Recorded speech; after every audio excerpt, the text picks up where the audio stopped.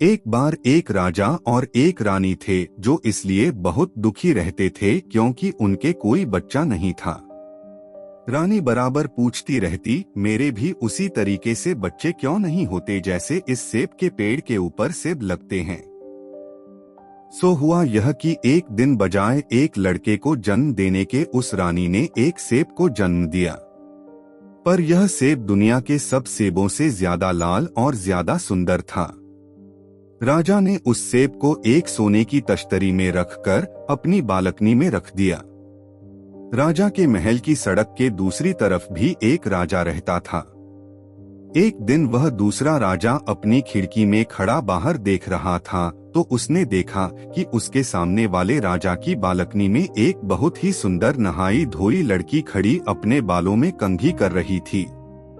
वह लड़की सेब जैसी गोरी और गुलाबी थी। उसको देखकर तो उसका मुंह खुला खुला रह गया और वह उसकी तरफ देखता का देखता रह गया। पर जैसे ही उस लड़की को यह लगा कि कोई उसको देख रहा है तो वह वहां से भागी और तश्तरी में रखे सेब के अंदर जाकर गायब हो गई। राजा को तो उससे पागलपन की हद तक प्यार हो गया था।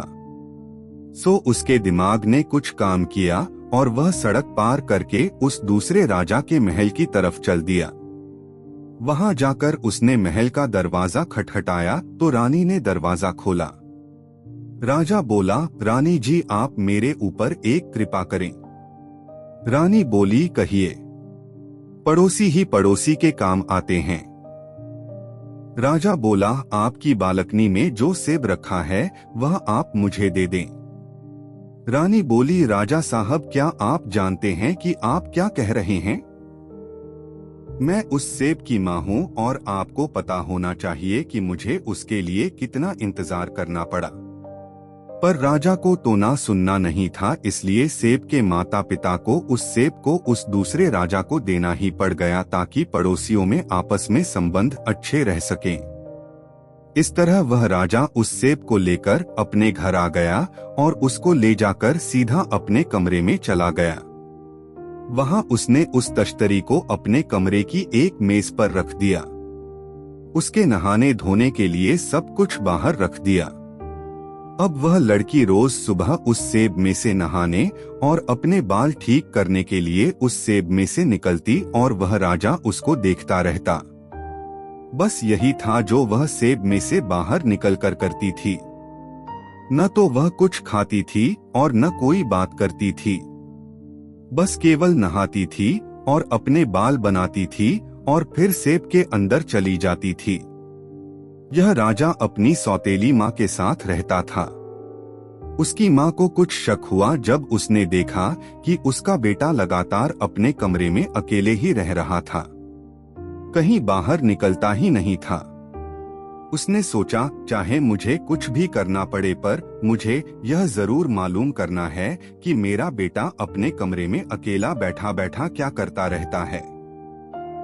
उसी समय किसी और राजा ने उनके राज्य पर हमला कर दिया, सो उस राजा को लड़ाई के लिए जाना पड़ गया। जब उसको अपना सेब छोड़ना पड़ा तो उसका दिल टूट गया। उसने अपने एक बहुत ही भरोसे के नौकर को बुलाया और उससे कहा, मैं अपने कमरे की चाबी तुम्हारे पास छोड़े जा रहा हूँ। जरा ध्यान रखना कि कोई मेरे कमरे में न जाने पाए। रोज उस सेब वाली लड़की के लिए पानी और कंघा बाहर रख देना और इस बात का भी ध्यान रखना कि उसको और भी जो चाहिए वह उसको मिल जाए। और हाँ, भूलना नहीं कि वह मुझे सब बताती रहे। हालांकि यह गलत था क्योंकि वह तो कभी बोली ही नहीं थी, पर राजा ने सोचा कि नौकर को यह झूठ बताना जरूरी था। अगर मेरे पीछे उसका बाल भी बांका हुआ तो मैं तुमको जान से मार दूंगा। नौकर बोला, आप बिल्कुल बेफिक्र रहिए राजा साहब, मैं अपनी तरफ से उनकी बहुत अच्छी तरह से देखभाल करूंगा। जैसे ही राजा चला गया, उसकी सौतेली माँ ने अपनी हर कोशिश की कि वह राजा के कमरे में घुस जाए, पर उसको मौका ही नहीं मिला। एक बार उसने नौकर की शराब में अफीम मिला दी और जब वह उसको पी कर सो गया तो उसने उसके पास से राजा के कमरे की चाबी चुरा ली।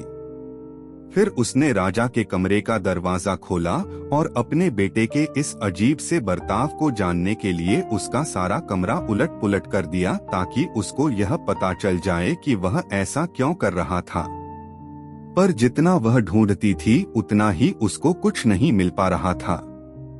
बहुत सारी साधारण चीजों में उसको केवल एक ही अलग सी चीज दिखाई दी, और वह था एक शानदार सेब जो एक सोने के कटोरे में रखा था। उसको लगा कि शायद यही सेब होगा जिसके बारे में वह हमेशा सोचता रहता होगा।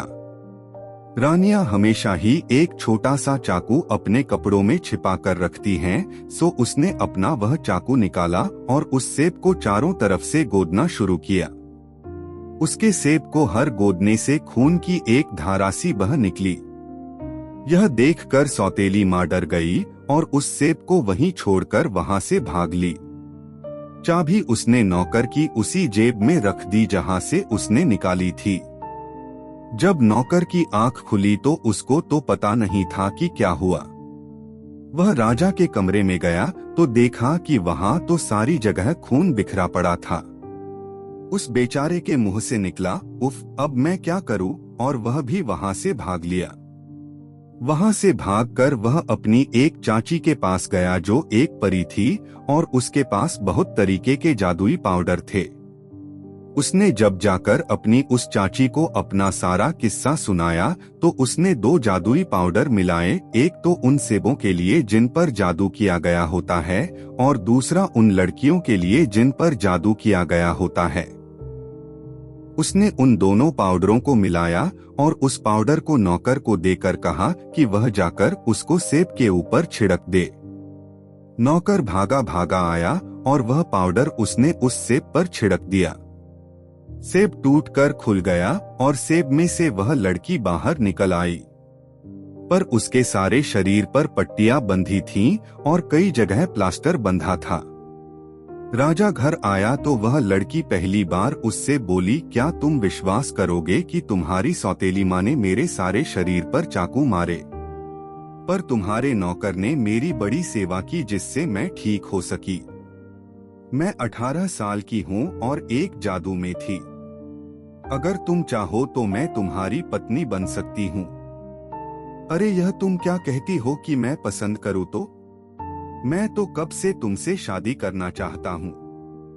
बस फिर क्या था, दोनों तरफ से शादी की तैयारियां शुरू हो गईं और दोनों की शादी हो गई।